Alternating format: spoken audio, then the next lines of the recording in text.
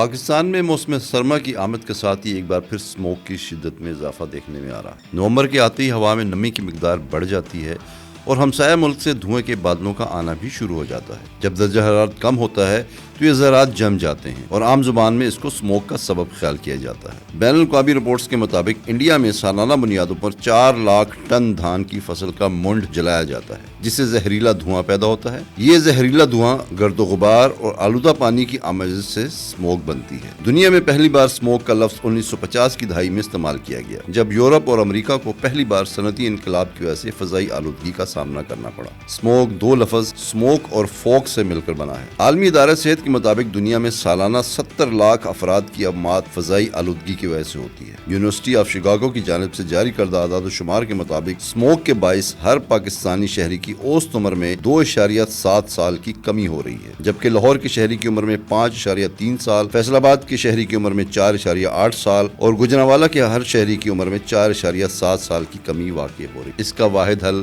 بارش ہے۔ انگلستان، یورپی ممالک اور امریکہ بھی اسموک کی زد میں ہے، مگر یہ ترقی یافتہ ممالک مصنوعی بارش کر کے اس مسئلے پر قابو پا لیتے ہیں۔ چین میں اسموک ایک عرصے تک درد سر بنا رہا، لیکن انہوں نے دنیا کا سب سے بڑا ایئر فلٹر بنایا جو بیجنگ میں نصب ہے اور اس کی وجہ سے اسموک پر قابو پایا۔ کسی شہر یا قصبے کو اسموک گھیر لے تو اس کے اثرات فوری طور پر محسوس ہوتے ہیں۔ اسموک کے زیر اثر افراد میں سانس لینے میں دشواری یعنی دمہ، گلے میں خارش، آنکھوں میں جلن، بخار، کھانسی، فلو اور پھیپھڑوں میں انفیکشن جیسی بیماریاں عام ہو جاتی ہیں۔ اسموک دل اور پھیپھڑوں کے علاوہ دماغی صلاحیت کے لیے بھی تباہ کن ہے۔ طبی ماہرین کے مطابق اسموک سیزن کے دوران بچوں کا دن میں باہر نکلنا ایسے ہی ہے جیسے بچوں نے ایک دن میں 30 سگریٹ پی لی ہوں۔ یونیورسٹی آف شکاگو کی ایئر کوالٹی لائف انڈیکس کی ایک تحقیق میں بتایا گیا ہے کہ پاکستان میں ہوا کی آلودگی سالانہ 1,35,000 افراد کی جان لینے کا سبب بن رہی، اس لیے بہت احتیاط کی ضرورت ہے۔ ماسک کا استعمال کریں، غیر ضروری طور پر گھر سے باہر نہ جائیں اور آنکھوں پر چشمہ لگائیں۔ حکومت پاکستان اس سلسلے میں کافی اقدامات کر رہی ہے، لیکن اس کے خاطر خواہ نتائج سامنے نہیں آ رہے۔ بچوں کے اسکول بند کر دیے گئے ہیں، دھواں چھوڑنے والی گاڑیوں کو جرمانہ کیا جا رہا ہے، فصل کی باقیات کو جلانے پر پابندی ہے، اینٹوں کے بھٹے کام نہیں کر رہے،